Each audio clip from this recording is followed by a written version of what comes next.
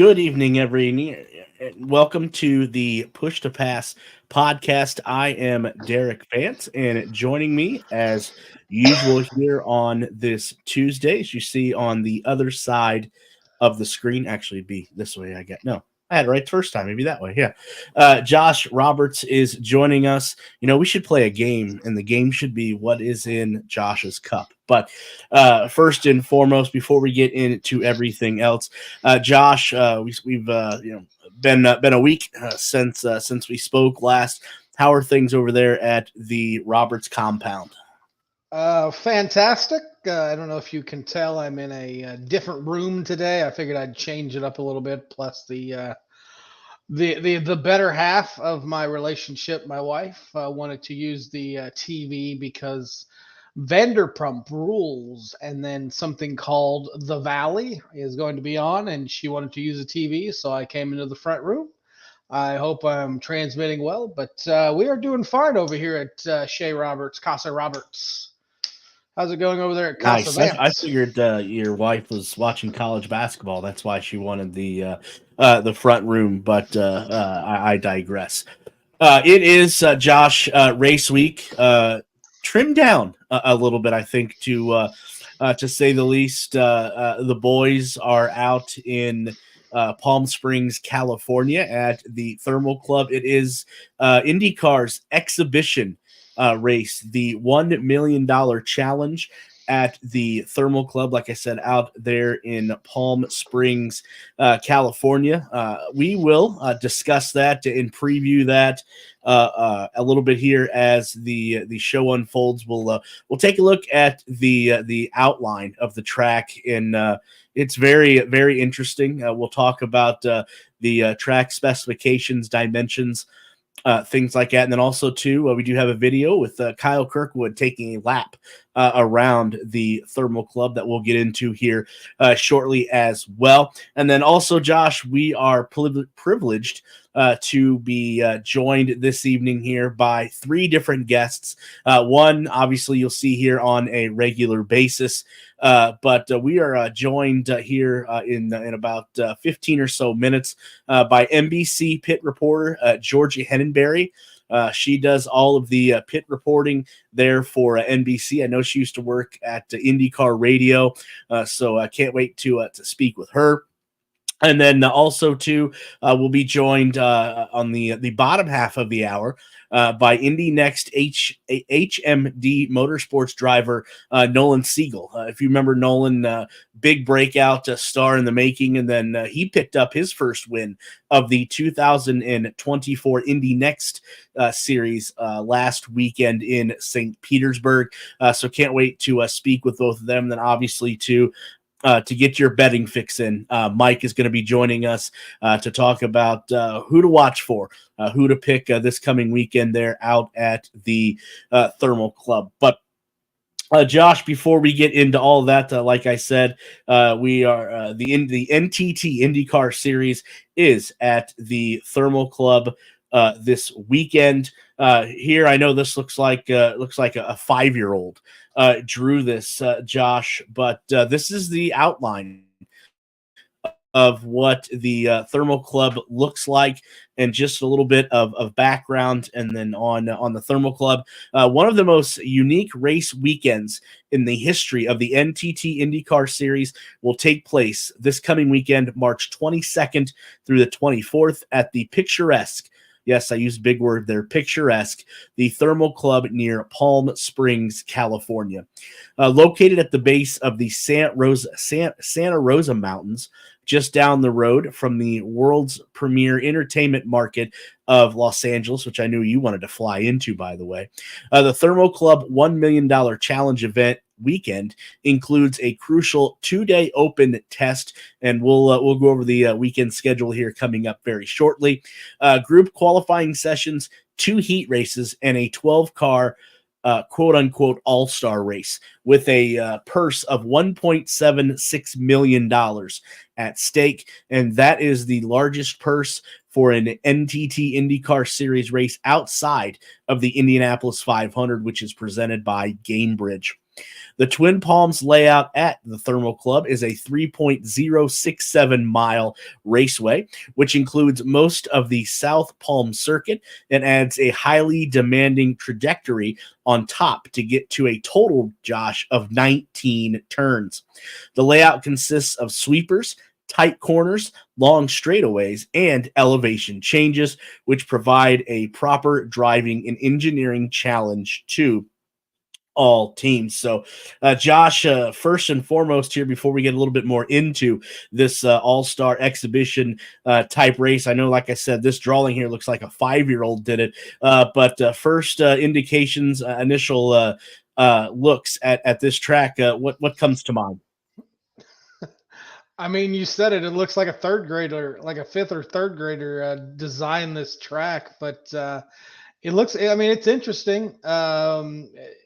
A lot of sweeping turns, some interesting tight turns there too. Not a lot of straightaways, but maybe on that long straightaway that you see, if it'd be the one that goes like this on the track. It's towards the bottom. I mean, maybe we'll get some good drag racing there as they try to go into that corner. But it is interesting. Thermal Club will be interesting to see do they have fans? Where are the fans located? I don't know if they actually do any other like official racing outside at the Thermal Club, but it certainly is an interesting looking track. Whoever designed it had to have had something in mind, or maybe they were just going with the terrain of the earth that they had to work with out there in Palm Springs. But it is interesting. I'm excited to see it live this coming Sunday for the race. So as we all know, I mean, yeah, money brings out the best performance in people, and the purse is a pretty sizable one, and that first place is going to take home a hefty sum. Yeah, absolutely. Actually, we'll get to the breakdowns of the money distribution here momentarily. A couple other things about this race. I know IndyCar sent out a news release within the last couple days, actually about 5 days ago to be exact, about this race. Josh, did you know that the NTT IndyCar Series non-points paying Thermal Club $1 million challenge is the first non-championship IndyCar Series race since the Nikon Indy 300 in 2008 at Surfers Paradise, Australia. So it's been a minute, as the kids say, since the NTT IndyCar Series put on a non-points race. Talking about the purse there, as I mentioned, it's a total of $1.75 million. And like I said, this is the largest non-Indianapolis 500 purse in over 2 decades. First place is going to go home with $500,000. Second place, a hefty $350,000. Third place, $250,000. Fourth place, $100,000. Fifth place, $50,000, and then sixth place through 27th place is going to go home with what Josh has in his pocket right now, with $23,000 each. So, Josh, what a hefty purse there for, again, a race that is not called the Indianapolis 500.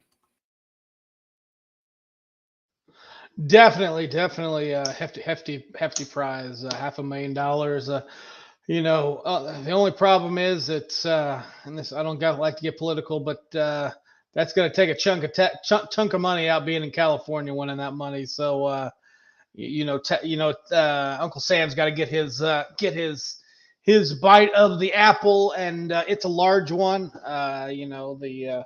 The governor of California's got to be salivating at the fact that he's going to be able to take money from these hardworking drivers. But yes, I mean this is interesting. Like you said, 2008 last time we had a race that was not a points race over in Australia, and the question I have is, are these going to become a regular thing? I mean, I know last year we were talking about the possibility of somebody wanting to put on a race down in Rio de Janeiro, Brazil. Would that be that would probably be a non-points race?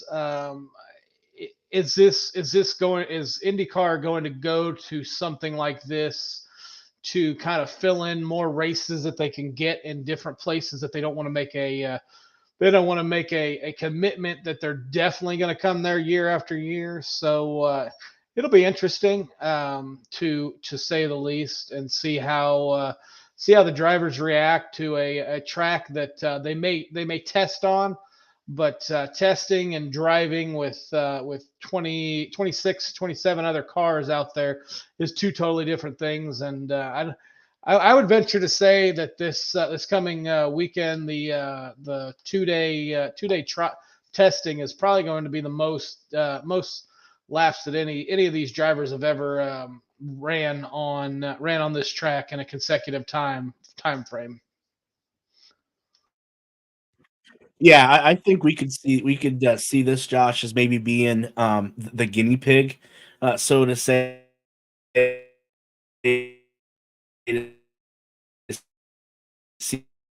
see how well the drivers take to a exhibition slash all star race. Up on your screen here is what the weekend schedule does look like. You just talked about it there on Friday. They're going to have those open test sessions 1 and 2, one in the afternoon, one towards the late evening. And then going into Saturday, things start ramping up a little bit where you do have two more test sessions, one in the afternoon and one early evening. And then you have the qualifying. Josh, which you know what, if it was qualifying at night, I think that would look really awesome with again these liveries that are on these cars. You see the two different group qualifying groups there, and then Sunday you have Heat Race 1, Heat Race 2, which are going to be basically qualifiers. You take the top from Heat 1, top from Heat 2, and that is going to make up your all-star race.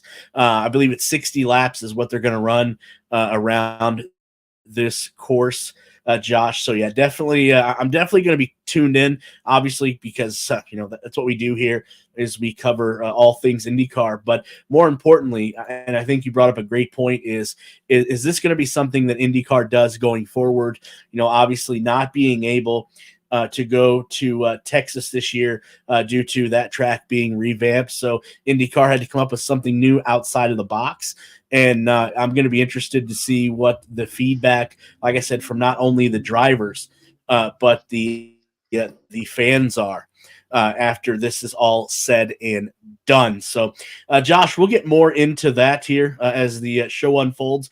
I do see that our first guest has joined us. So let me bring her here to the show as well. Pleasure and honor, NBC pit reporter. You may have heard her voice on the IndyCar radio before if you are a fan of IndyCar radio. But Georgia Henneberry is joining us. Georgia, first and foremost, it's a pleasure and honor for you to take some time out of your busy schedule, obviously, with the IndyCar starting to ramp up in the 2024 season to join us.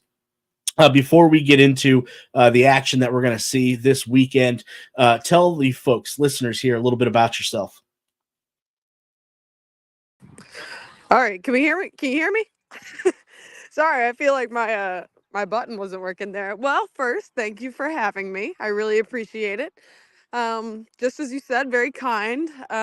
Pit reporter for NBC Sports this year. I worked with IndyCar the last couple years, alongside NASCAR and a lot of dirt racing as well. Um, so just a variety of different forms of motorsports. I forget IMSA and Supercross as well. So I've just been trying to do as many different things as possible, but IndyCar definitely feels like home these last couple years. Let me ask, Georgia, what got you into wanting to be a journalist and wanting to cover motorsports?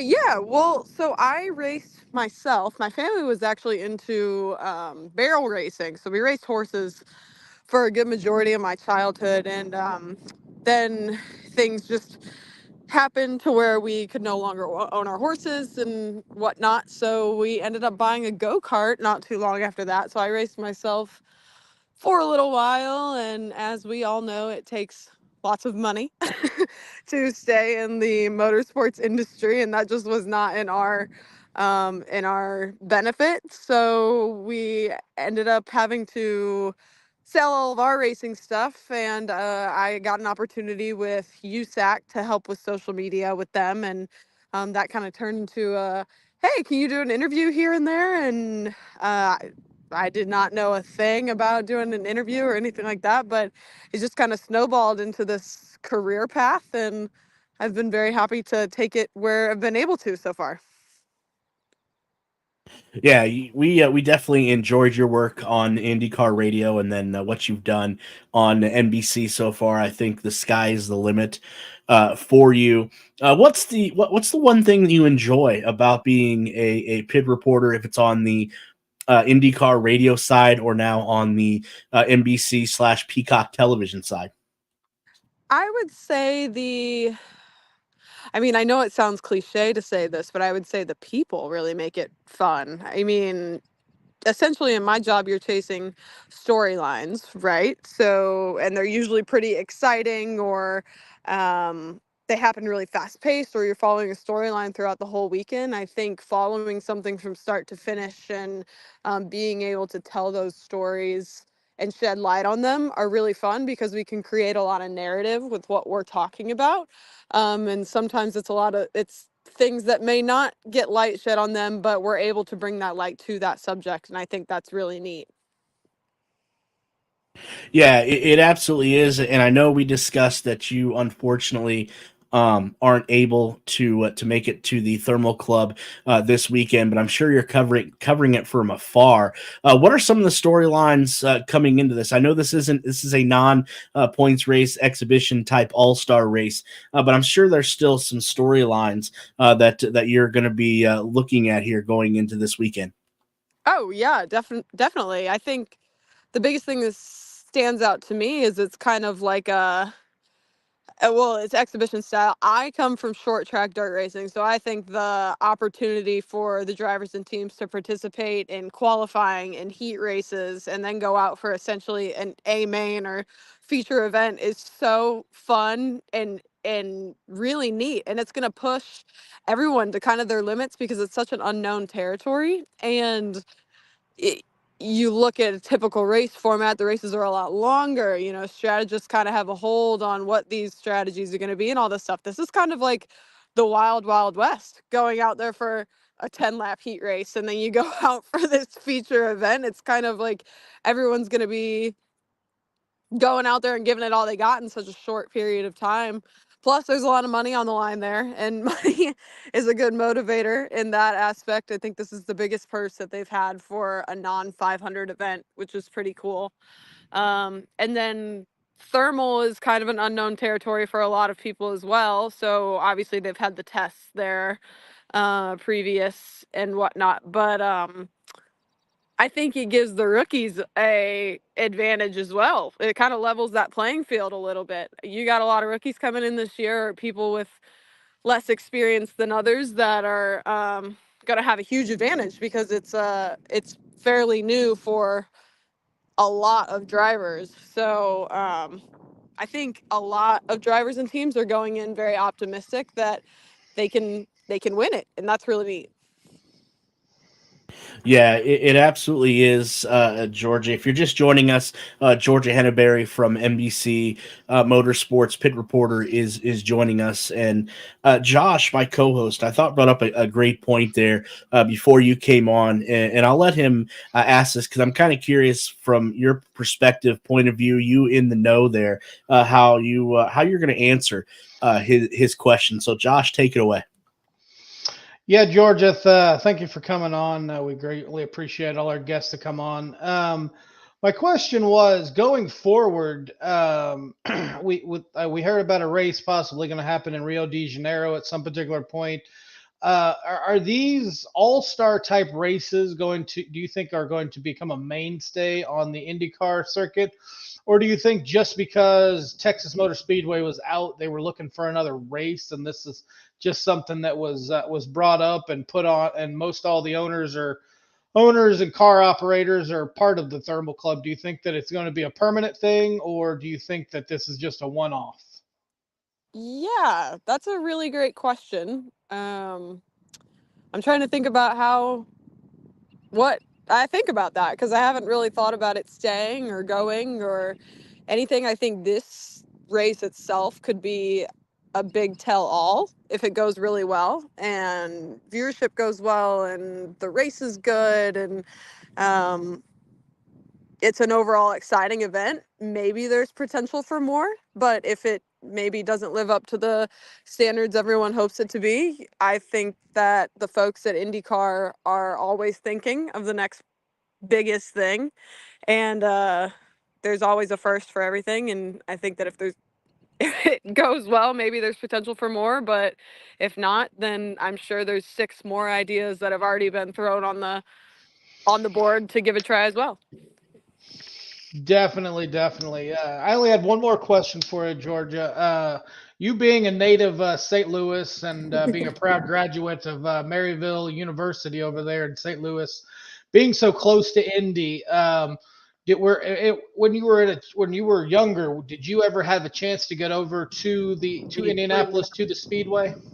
Yeah, I think my first 500 was actually really not that long ago. I think my first 500 was the 100th running, which is, I mean, it seems wild to think that it's been, we're the 108th running now or and whatnot. But I remember going to the Speedway for the first time, and it was actually um, for NASCAR the first time I went there. And I was like, wow, first and foremost, I was blown away with the facility itself.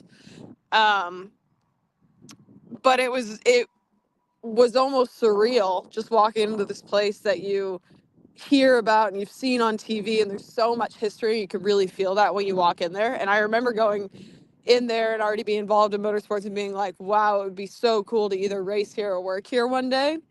And then when I got brought onto the team in 2018 to work Brickyard weekend, it just felt like the most surreal experience possible. And yeah, I'm very grateful for my time at the Speedway and all things Indianapolis Motor Speedway and IndyCar as well. It's awesome. If you ever get a chance, that's if anyone's listening for that. If you ever get a chance to go to the Speedway, that is number one. Yeah, George, I think you're absolutely right. I know Josh got his first taste of it covering it in the media last year. I know he's looking forward to getting back there, just as I am. But we have a lot of races to come before we get to Indianapolis. Obviously, last few minutes we have Georgia. I'm curious to hear what the race or the series rather season this year from your eyes. What are you looking for? Who needs to have a big year? Because I think me and Josh are both in agreement that Pato Award is knocking obviously on that doorstep, but for some reason somehow the racing gods continue to find him as the bridesmaid. I obviously know he wants to play the bride, but so far in his young career, it's been all bridesmaid for him. Yeah, Pato's an incredible driver. Obviously, it was just released that he's signed with McLaren for a couple more years, so he'll have his home there. Um, Incredible driver, and he just really needs that break this year on the front of that. It's just been podium after podium after podium, which is incredible. It's really great. The consistency is incredible, but just finding his moment. But I think it's motivating for him to push even harder in some of those scenarios, because you can imagine how frustrating that could be. Even though you're really fighting for those wins at the top level, you have to imagine that he's really going to be pushing throughout this year to knock off as many wins as possible, and has every capability to do it. We've seen it before with him. So no, he's gonna be a contender at every racetrack shows that he shows up to, as will most of the as will all the McLaren cars. Yeah, I think you're absolutely right. The money that Zach Brown and company have put into their IndyCar team is just phenomenal, and hopefully they're able to get the results they were looking for. Obviously, weren't kind of disappointing last year. So hopefully their 2024 is a lot brighter. One more driver I want to talk about here in the few minutes we have left, Georgia. Joseph Newgarden. We've seen how dominant he was, or you did. You seen it in person last weekend at St. Petersburg. I know you guys mentioned it on the telecast. He's basically shunned everyone on social media. It just shows how focused Joseph Newgarden is. If he's going to get on such a dominant role, it may be him against the rest of the field as this series unfolds. Yeah, I mean, he's definitely going to be a force to be reckoned with no matter what. And now with the addition of Nashville Super Speedway at the end of the year, ending on a oval, Penske cars are so dominant on those ovals. And now, I mean, they're dominant everywhere they go, but after getting that win in St. Pete, clearly they've found something on the street courses, and they're always strong on the road courses, but the ovals are really where they shine. And I think I have to go back and look at the schedule, but like the last 4 or 5 races in a row are on ovals. So it's going to be really, really interesting to see how this season shakes out. And IndyCar is in such a place right now where it is so competitive. You can show up to any racetrack and you really don't know who's going to win. So they're going to be fighting it out all year long. That's for sure.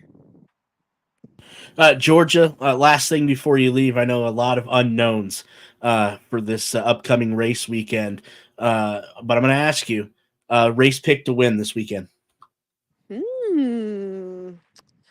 Ooh, spicy.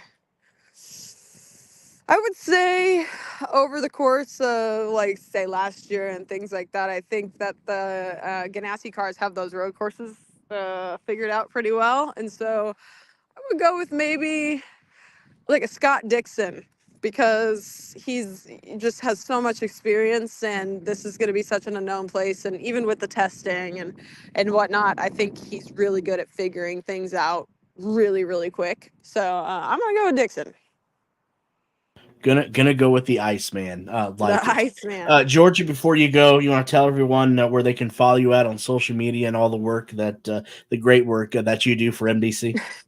Well, thank you. I really appreciate it. Yeah, you can follow me on social media. My Instagram's at Georgia Adeline, and then my Twitter is at ghenneberry47. Georgia, again, a huge thank you for taking a little bit of time out of your busy schedule to join us.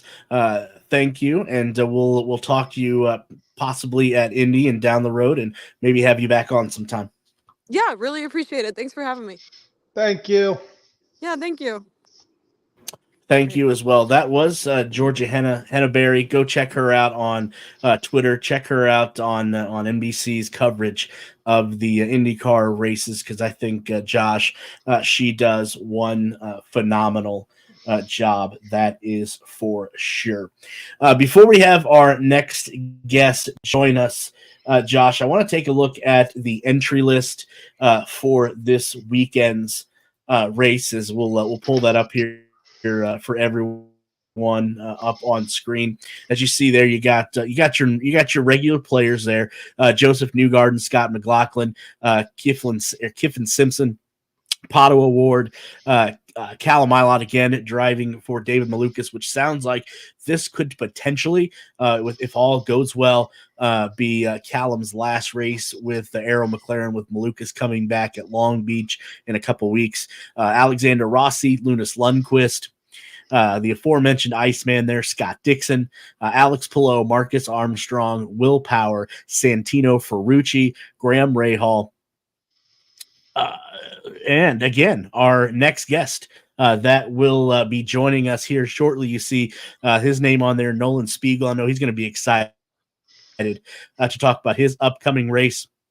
Also, Christian Rasmussen, Renus VK, Colton Herta, Kyle Kirkwood, Marcus Erickson, Petro Fittipaldi, Josh, your favorite, Stingray Robb, Christian Lundgaard, Colin Brown, Felix Rosenquist, Tom Bloomquist, Roman Grosjean, and Augustine Canapino. And speaking of our next guest to join us, let me bring him in to the fray as well. He is the St. Petersburg winner from just a few weeks ago in the Indy Next Series.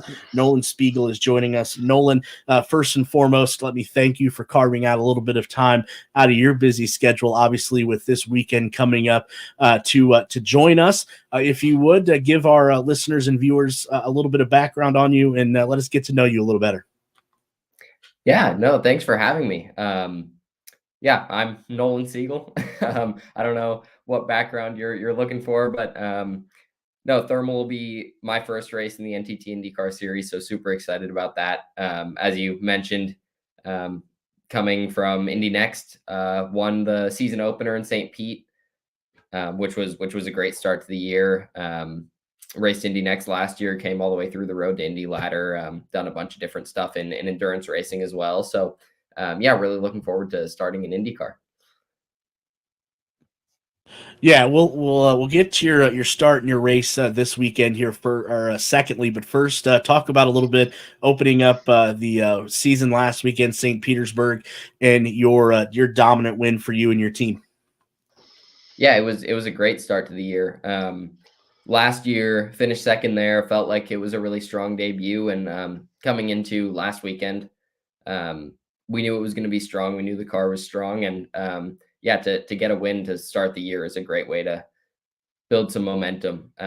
So yeah, happy that we were able to start the year that way, and everyone is excited about Barber now, excited for the rest of 2024, and I think that we should be strong for the championship. So the goal is to continue to get more points and have a good year.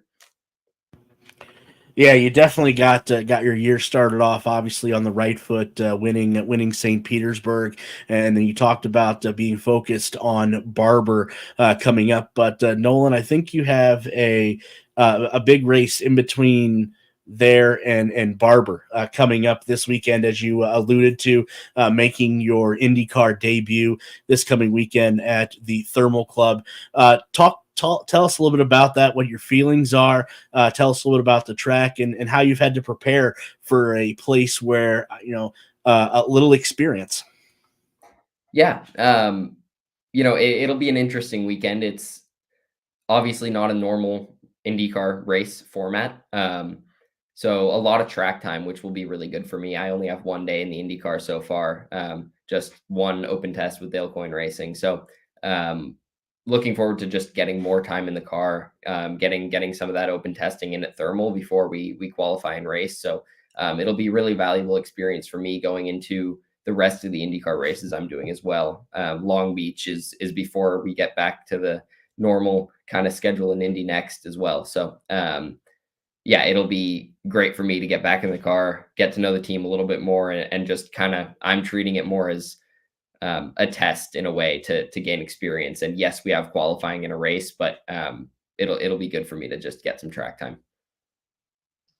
Now, you just mentioned having little experience in the IndyCar and obviously at the Thermal Club. Have you been, or has anybody else that you know of been on the sim to get a feel of what Thermal Club's going to be like, or how how valuable are those open test sessions going to be if a Thermal Club was not available on the sim? As far as I know, nobody has the Thermal Club on the sim. So I haven't driven it. I don't believe anyone else has either. Maybe there are some sims that have it that I don't know about. But no, I haven't driven it on the sim. And, we have so much track time there before we get to qualifying that I don't think that it'll be a big issue. I've been lucky enough to go to Thermal for other things. Had people bring me as their guests and have a lot of friends there. So I've been there. I don't think I've driven the exact layout that we're gonna drive, but I've seen it, and like I said, we have, I think, like, 5 or 6 hours of track time before we qualify. So learning the track shouldn't be too big an issue, but it is a new place, and there will be a lot to learn. So we'll go into it with an open mind and see what we can do. Yeah, definitely going to soak everything in like a sponge. I'm sure. I'm going to turn things over now to Josh because I know he's got a few things he wants to pick your brain about Nolan there as well. Yeah, absolutely. Hey Nolan, thanks for coming on. I got a couple questions. First off, being as young as you are, as I just looked up, and I was a senior in high school when you were born, so that makes me feel a little old. But you're awesome. Um, being and being from Palo Alto, which I believe is fairly close to the Thermal Club, does this put any more pressure or any more excitement on you being able to race in front of a lot of your family and friends? Yeah, it's definitely exciting. It's pretty rare that I get to, race on the West Coast. And while, I don't live super, super close to Thermal, it's still, more or less one of my home events just because we race mostly in the Midwest and on the East Coast. Um, so yeah, I'll have my whole family there, a lot of friends that, um, are from kind of the LA area or near Thermal are going to come out and watch, and it'll be special to debut an IndyCar in front of my friends and family. So yeah, definitely excited about that. Definitely. What brand of racing got you into racing? Did you start out with midgets or karting, or what got you in? And originally, at what age did you start racing? I started karting when I was 8 years old. Never had really any experience doing any dirt track or short oval stuff when I was little, so it was all road course asphalt karting. Um, so yeah, I started when I was 8 at Sonoma Raceway and did a bunch of kind of local regional karting, went to national karting, and then straight into the road to Indy with USF 2000. Very nice, very nice. One last question. I know you said you've only had one day in the IndyCar, but just in your short time in the IndyCar, can you tell us what are some of the differences between the Indy Next car and the actual IndyCar? Yeah, it's an interesting jump. Indy Next prepares you really well for IndyCar, I think, but it is definitely still a step up. I would say the biggest difference is the braking. Obviously, it has more of everything. It has more downforce, more power, more weight. But going from steel brakes on the Indy Next car to carbon brakes on the Indy car is a big step. And then with all that downforce, the braking performance is incredible in the Indy car and is a big adjustment from the Indy Next car. And then I would say it's kind of downforce and weight are the next two big things. You have a lot more downforce and you have to make use of it. You have to roll a lot of speed in the high speed corners, and the weight is just a difference in feel. The lower speed corners is where you feel the weight, where you lose some of that downforce, and you kind of feel the weight of the car is, the Indy Next car and I would say actually everything below the Indy Next car as well. Kind of the smaller the car, the more nimble it feels in the low speed corners. So from that sense, the Indy car actually feels a little bit slower than the Indy Next car and a little bit lazier in some of the really low speed corners just because of how much weight it has behind it. Okay, that's awesome, and I want to congratulate you on all your success, and hopefully you're able to make it to the All Star race, and maybe you could take home the win this weekend. I'll do my best. I'll do my best. That would be incredible. Nolan, the last question that I have, explain if you can, explain to the viewers, the listeners, the feelings that you had come over yourself when you got the call from Dale Coyne asking you, "Hey, would you like to be part of our IndyCar program. I know you, like you said, you've been working your tail off to get here, but to finally achieve that ultimate dream, that ultimate goal of getting a ride in IndyCar with Dale Coyne Racing. Explain that day and the emotions that you had from that. Yeah, it's pretty special. It's been my personal dream since I was 8 years old and started racing go-karts to be an IndyCar driver. So, to get the call to do the test was one thing, and then to have Dale, say that he wanted me in the car this year was pretty unexpected, given that I'm doing the full Indy Next calendar. But I couldn't be happier to be racing in IndyCar. It's truly a dream come true. So it was a pretty special experience, and debuting in IndyCar this weekend will be incredible for me. So really, really looking forward to it. Yeah, definitely glad, Nolan, to see you climb that ladder from where you started from to now. Again, achieving your ultimate dream of racing in IndyCar this Sunday. Can't wait to see you there and how well you perform. Definitely going to be behind you 100%. That's for sure. But speaking of Sunday, I know you're locked, laser focused. Do you have any personal goals? Expectations you've set for yourself when you found out that you're going to be doing the thermal club, or is it just keep the nose clean and keep the car out of the wall? I wouldn't say that the first goal is to keep the car out of the wall. That's always a goal, but no, it's hard to set an expectation. I think I have so little time in the car, and don't know the team all that well. It's going to be a huge learning curve. So I think the goal for me is to do every lap, get as much experience as I can. And, I think the result will come with the learning. So I think it's hard to set a real result kind of focused expectation. So for me, it's more gaining as much experience as I can, learning to work with the team, and getting ready for the rest of the year, getting ready for Long Beach, which will be a bit more of a normal format. So don't really know what to expect. Certainly don't have a result goal. So hopefully it all goes well, and hopefully we can gain as much experience as possible. Very good, Nolan. Again, Nolan, huge thank you for carving a little bit of time out of your busy schedule, obviously to join us. For people that are interested in following you on the Indy Next circuit, and then on the IndyCar series as well on social media, where can people find you at?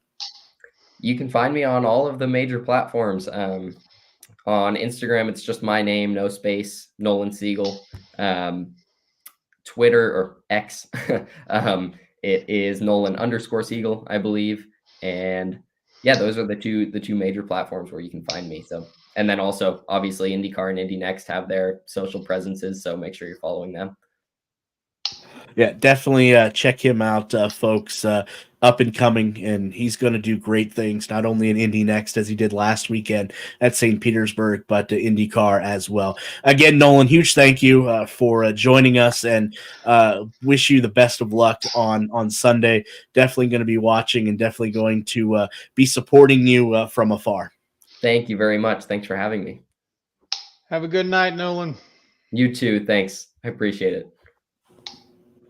Thank you. And that was Nolan Spiegel. Definitely go check him out, give him a follow, and keep an eye on him on Sunday, because folks, he's going to be a rising star, as you've seen in the Indy Next series last weekend, his dominating win at St. Petersburg. And then when he's able, Josh, to get some time behind the wheel of these Indy cars, and definitely going to be somebody to watch. And maybe we'll get a run into him at IMS, and then Nashville and Detroit. But Josh, takeaways from our interview there with Nolan. What are some of your thoughts about the kid?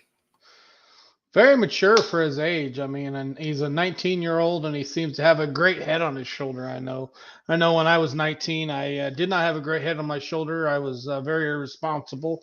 But for Dale Coyne to have such faith in him, to be able to put him into a car at such a highly publicized event. I know it's not a points race, but to give him the opportunity to go out there and race on the famed Thermal Club racetrack in an Indy car, that speaks volumes for what Dale Coyne thinks of what Dale Coyne Racing thinks about Nolan Siegel.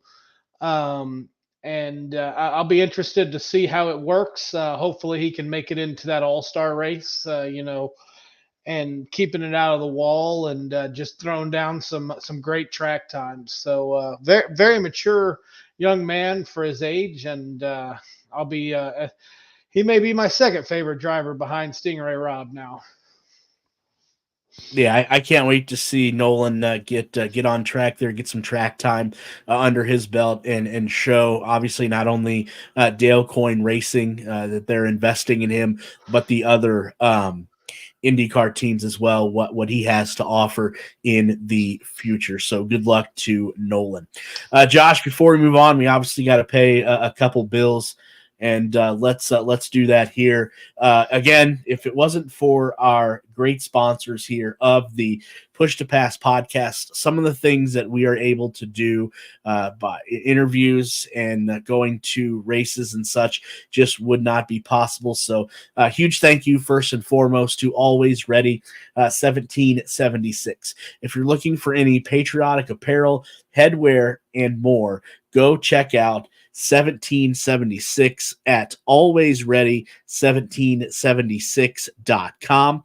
And if you do find something that you do want to purchase, always remember to use that promo code that you see down on your screen, Push to Pass, for 10% off of your order.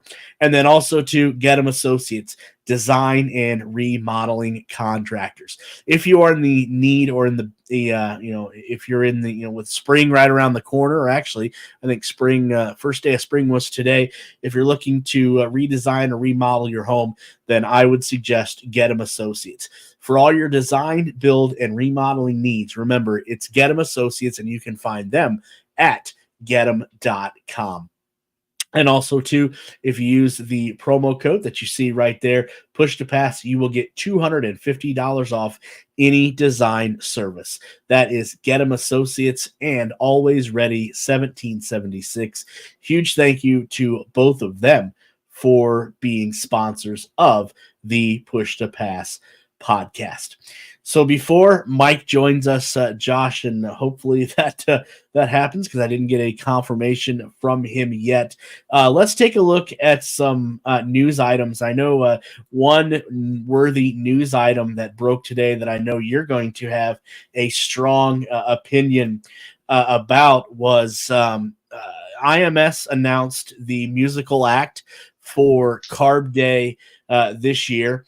And I know in the past we've had discussions on this, and you've been passionate about who you would like to see and who you think would be a good idea to bring to the IMS for Carb Day. Well, again, I don't think Josh, Doug Bowles and company was listening to you because it was announced today that Kid Quill and Gin Blossoms are going to be the show openers, and then the headliner for the show is George Thorogood and the Destroyers. Josh, I know you're going to be in the front row. In your hand, one bourbon, one scotch, and definitely one beer. I hated on Doug Bowles and the IMS last year for their choice of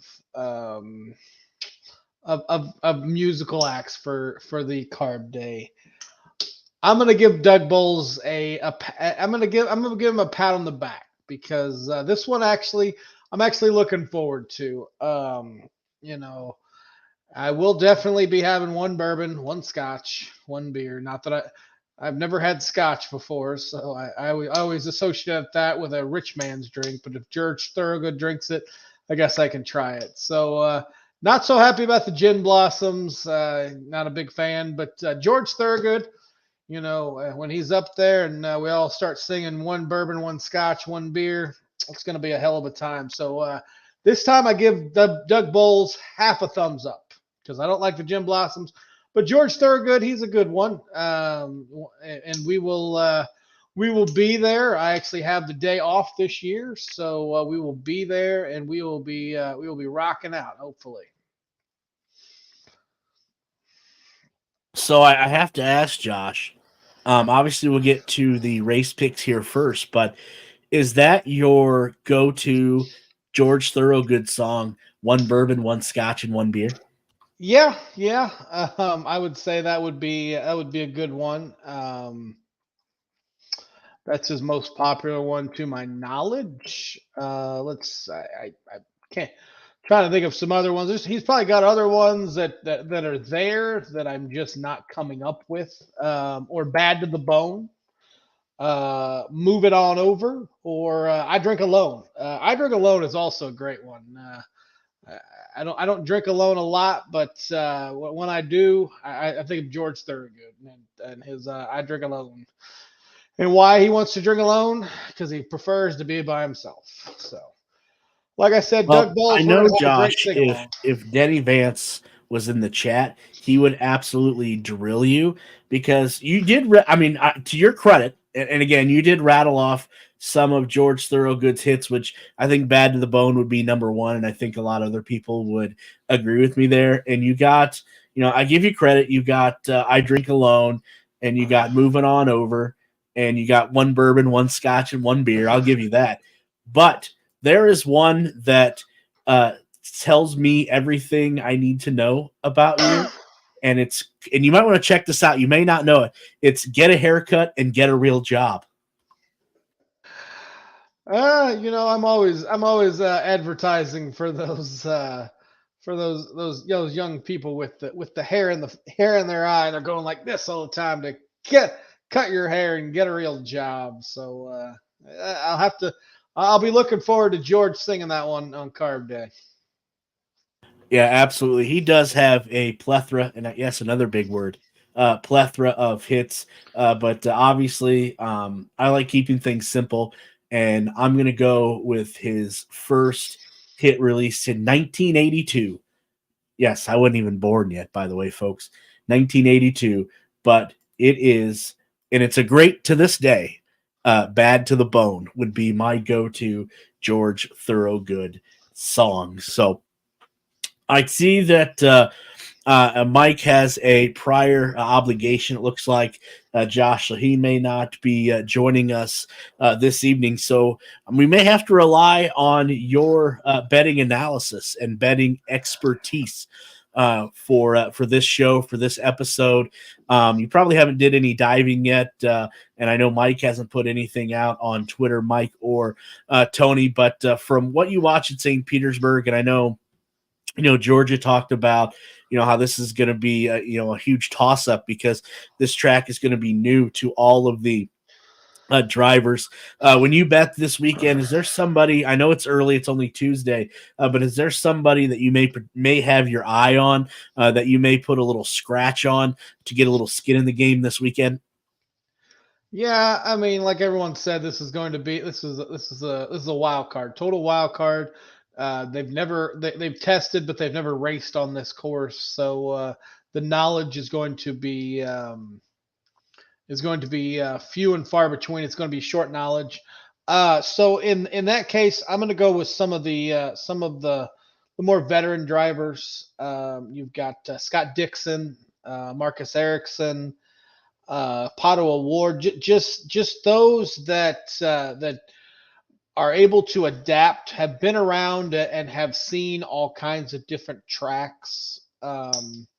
It would be interesting to see if Helio Castroneves was racing this race, if he were what he would do, because of course he's been on the circuit for years and can adjust to what the track gives him. So if I had my option, I'd put money on Scott Dixon and also McLaughlin. Scott McLaughlin. I mean, he showed last week what he could do. So my three would be Pato, McLaughlin, or Dixon. Whoever has the better odds, I'd put some money on them. You're taking. I think you're taking the same stance. I know earlier, and if you missed it, go back and listen to our interview with Georgia Henneberry. But she talked about this track needing somebody that is going to have to learn how to adjust quickly. Because hey, look at this. You see what we have there, Josh? I did, See yes. that? But she was talking about you need somebody that can adjust quickly, and that was the first name that she brought up. So that that she kind of convinced me right then and there. So I might have just tipped my hand a little bit as to who my race pick may be coming up here shortly. But I think the three that you mentioned there, obviously, Pato Award. Has been a contender all of last year for second place. Hopefully that gets him a little bit of fire to try to get the win. So I don't think that's a bad play on Scott Dixon from what Georgia talked about, and now you're picking him as well. And I may or may not have him in my race pick.